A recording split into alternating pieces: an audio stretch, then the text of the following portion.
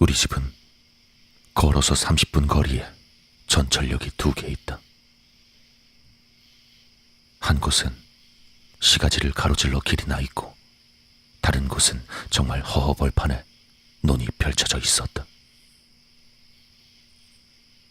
논길은 고즈넉한 분위기에 힐링이 되는 느낌이긴 하지만 저녁엔 가로등 하나 없는 길이라 암흑천지였다. 가끔씩 개가 짖는 소리만 날 뿐 주변엔 차도도 없고 그냥 무작정 적막한 것이다. 난 주로 버스를 타고 갈 때는 시가지를 가로질러 가는 역으로 가고, 걷거나 자전거를 탈 때는 논을 가로질러서 가곤 했다. 탁 트여서 걷거나 자전거를 탈 때는 좋기 때문이었다.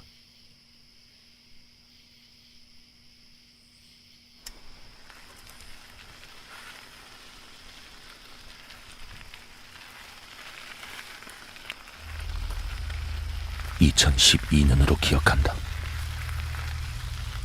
그해 여름엔 유난히 비가 많이 왔었는데, 그날은 모처럼 날이 맑아 자전거를 타고 논길을 신나게 달렸다.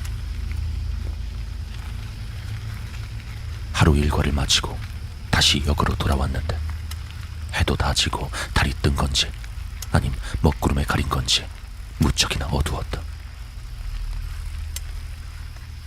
20대 초반이었던 난 겁이 없었던 건지 아니면 무섭긴 했지만 별일 있겠나 싶었던 건지 논길을 선택했다.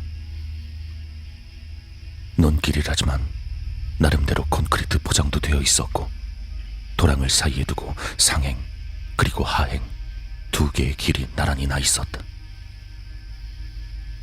그 한쪽 길로 쭉 달리고 있는데 웬 아저씨가 맞은편 길에서 조깅을 하고 있는 게 보였다.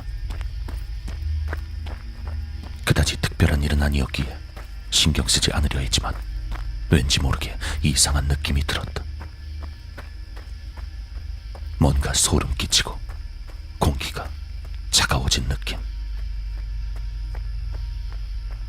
전부터 공포물들을 접할 때 한기가 느껴졌다거나 하는 표현들을 들을 때면 피식 웃어넘기곤 했었는데, 지금 내가 느끼는 것이 정확히 그런 느낌이었다.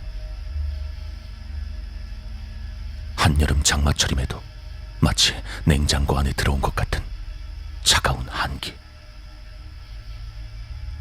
사실 그때까지만 해도 이유를 알 수 없었다. 그러다 문득 의문이 들기 시작했다.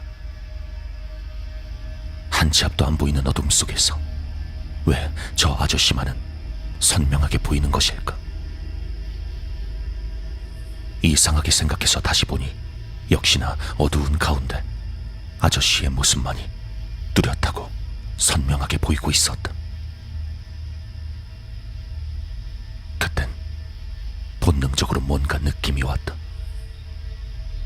그리고 결정적으로 아저씨는 편안한 얼굴로 조깅을 하는 듯 보였지만 내 자전거와 정확히 같은 속도로 달리고 있었다. 온몸에 털이 쭈뼛쭈뼛 서고 공포에 질려 말 그대로 눈앞이 캄캄해져 버렸다. 난 정면만을 바라보며 아저씨를 보지 않으려 애썼다. 귀신은 사람이 자기를 인지하면 일부러 더 괴롭힌다는 얘기를 들어서였다. 한동안 그렇게 앞만 보며 달리다 보니 계속해서 불안감이 들었다. 아직도 내 옆에서 달리고 있을까? 혹시나 싶은 마음에 용기를 내어 고개를 돌린 나는 내 쪽을 바라보고 있던 아저씨와 눈이 마주치고 말았다. 얼굴은 거의 푸른빛이 돌 정도로 창백했고, 무표정한 얼굴에 입꼬리만 있는 대로 치켜 올라간 채로 노려보듯 나를 보고 있었다. 그 눈을 마주하자 정신을 잃을 것 같은 아찔함을 느끼며 그대로 자전거와 함께 고꾸라지고 말았다.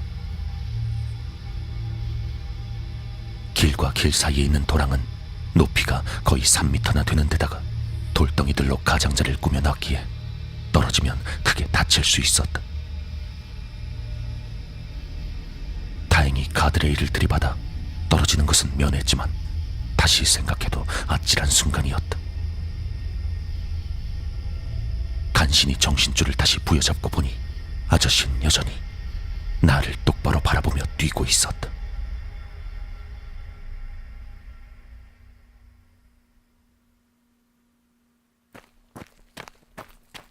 분명히 달리고 있었지만 전혀 앞으로 나아가지 않고 계속 제자리였다. 말로 표현할 수가 없을 정도로 이상한 모습이었다. 짧은 시간이었지만 이러다 정말 죽을 수도 있겠구나 하는 생각이 든 나는 살아야겠다는 일념 하나로 자전거를 일으켜 세우고 미친 듯이 달리기 시작했다.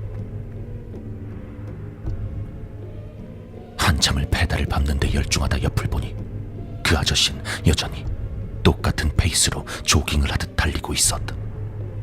그럼에도 최고 속력을 내고 있는 내 자전거 바로 옆으로 달리고 있던 것이다. 그 순간 아저씨의 입꼬리가 저건 정말 사람이 아니다 싶을 정도로 끔찍하게 찢어졌다. 공포에 질린 나는 그 뒤로 오로지 앞만 보고 미친 듯이 달렸다. 얼마 가지 않아 가로등이 나타났다. 긴 시간은 아니었겠지만 나에겐 정말 천년 같은 시간이었다. 가로등 바로 밑에 도착해서야 뒤를 돌아봤는데 아저씨의 모습이 보이지 않고 있었다. 다행이다 싶어 헉헉거리며 집으로 돌아왔지만 그때까지도 난 이상한 분위기를 인지하지 못하고 있었다. 그 길을 벗어난 후에도 그 지독한 한기는 가시지 않은 채였다. 나중에 생각해보니 그 가로등 밑이 그 아저씨가 달리던 길과 내가 달리던 길의 합류 지점이었다. 만약 그때 내가 서지 않고 집까지 쭉 달렸다면 괜찮았을까? 하지만 집에 도착한 나는 안심한 나머지 전부 잊기 위해 그대로 누워 잠을 청해버리고 말았다.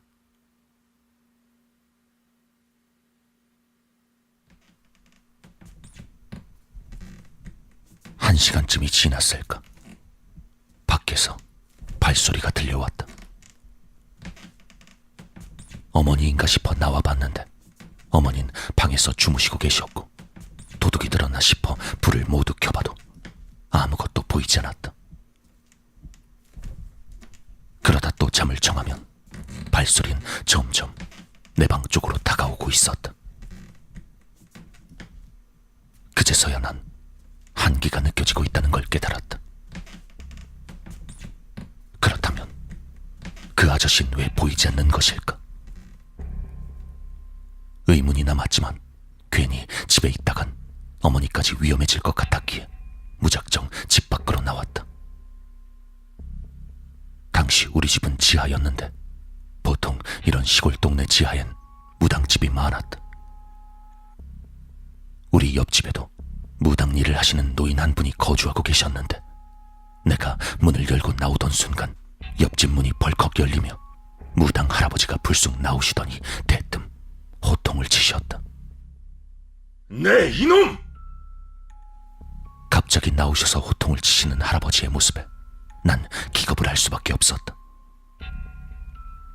평소의 할아버지의 목소리도 아니었고 마치 호랑이가 포효를 하는 듯한 쩌렁쩌렁한 목소리였다. 큰일 날려고 어딜 기어나와!